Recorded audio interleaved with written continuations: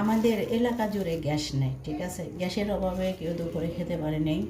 যার যেরকম মানে রান্না করার দরকার ছিল সে ওরকমভাবে রান্না করেছে। কেউ লার্কির চুলায়, কেউ স্টোভ চুলায়, কেউ আছে কারেন্টের চুলায়, এভাবে রান্না করে দুপুরের টাইমে খেয়েছে সবাই। তো এখন রাত্রেবেলায় আমার তো কিছু খাওয়ার দরকার। তো এখন আমি কী আনবো?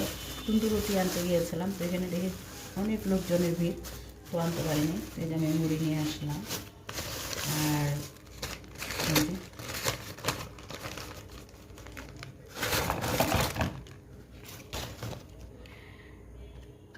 পুরি আর পেঁয়াজু নিয়ে আসলাম, তো রাত্রে খাবো। আর এই যে সাথে আছে আপনার লেবু সাথে করে খাবো। তো এই হচ্ছে আমার আজকে রাত্রের খাবার।